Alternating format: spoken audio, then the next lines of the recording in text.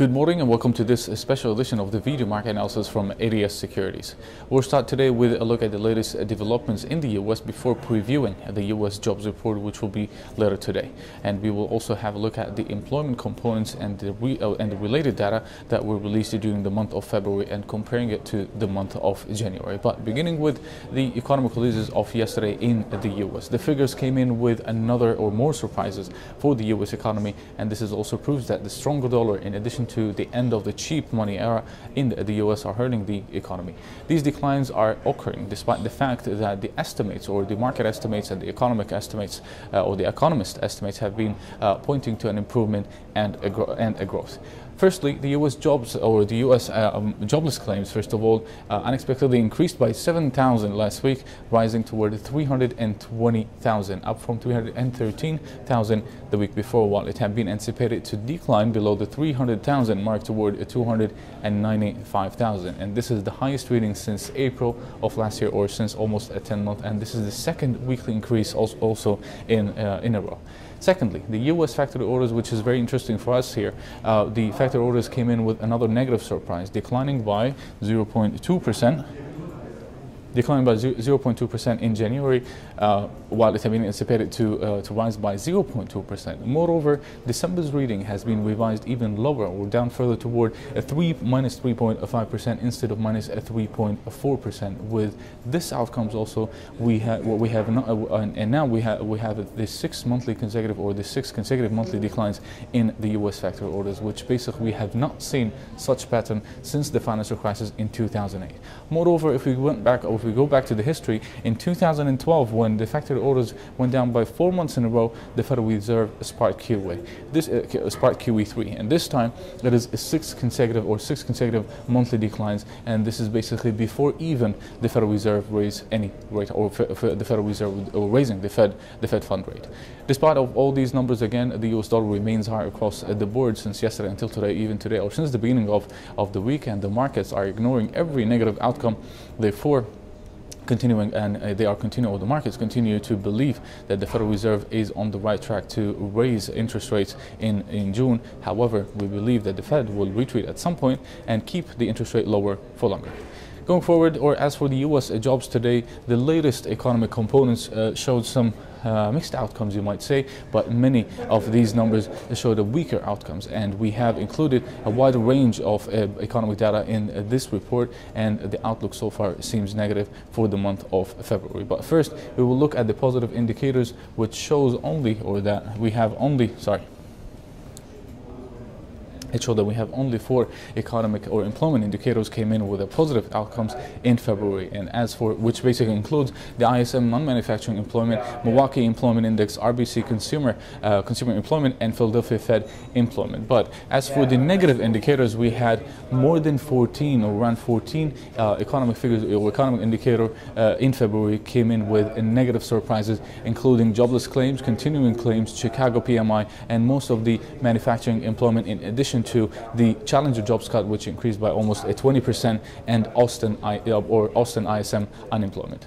We will start first of all looking at the positive charts. First of all, we had the ISM manufacturing PMI, or the employment component of the non-manufacturing, recovered to the highest level since October of last year, after 3 months of consecutive declines, reaching as high as almost 56.4.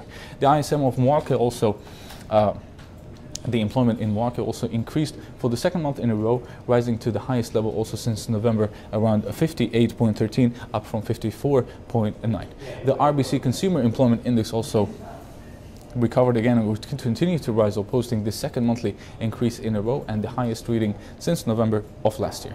Finally, the Philadelphia Fed Manufacturing Index, or Manufacturing Employment Index, increased in February after declining in January, rising toward 3.9, which is the highest reading almost in 2 months. These are the only positive indicators, and as for the negative indicators, again, and starting with the jobless claims on the monthly chart. First of all, we had the highest, or the claims has increased sharply in February toward 300,000 220,000, up from 279,000 at the beginning of February, which is also the highest in almost 10 months.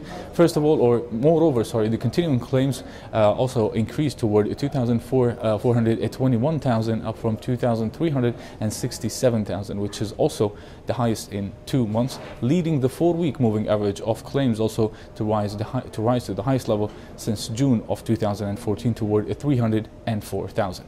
In Chicago, we had the Chicago PMI and all the components, including the employment components, which basically collapsed in February, posting the first contraction since April of last year, and also the lowest level since April of last year, or 2014. The ISM manufacturing employment also fell back sharply toward 51.4, down from 54, which is also again the lowest level since June of 2013, when the index was also trading or around like 50 or 50.1.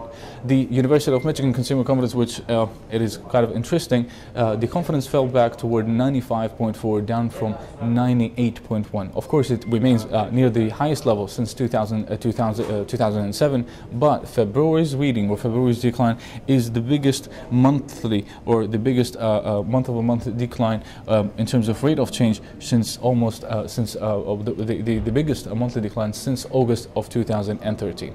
The CB Consumer Confidence also had the same story. We have the index also declined back toward 96.4, down from 108, but this is again the biggest monthly decline since August of last year when we look at the rate of change.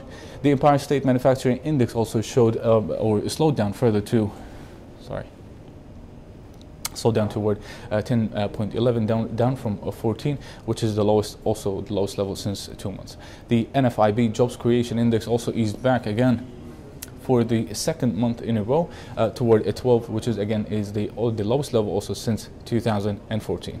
The ADP non-farm employment change on Thursday came in, on Thursday came in with another slowing down, adding more than, or around like only 212,000 in new jobs in February, down from 250, which was basically revised up from 213,000 in January, and this is the third slowing down in a row and the lowest reading since May of 2014.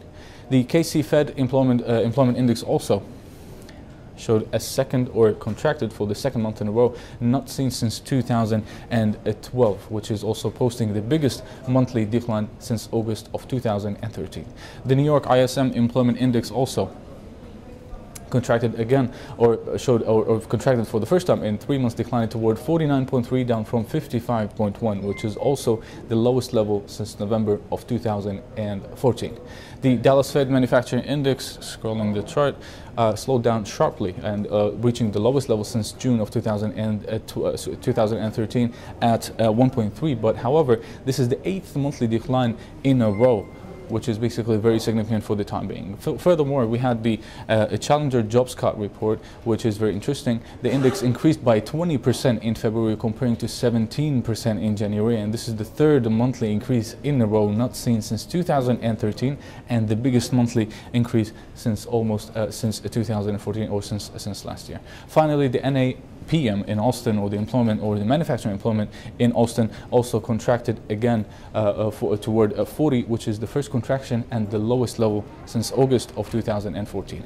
These are the positive and the negative indicators for today's jobs report. In short, the sentiment looks very negative, and the sentiment at least looks very negative, and the majority of the numbers suggesting a negative outcome. However, eyes will be again on the wages growth and in today's report, and any increase in the wages further will overshadow any other decline in NFP, or even any increase in the unemployment rate. Therefore, we believe it is better to stand aside and wait for the jobs number to go out, and then we'll decide what would be our next trade. This is it for today. You can follow us on our social media sites, Twitter, Facebook, and YouTube, to get the latest economical leaders reports and analysis. Thank you for watching, and have a good weekend, and I'll see you once again next week.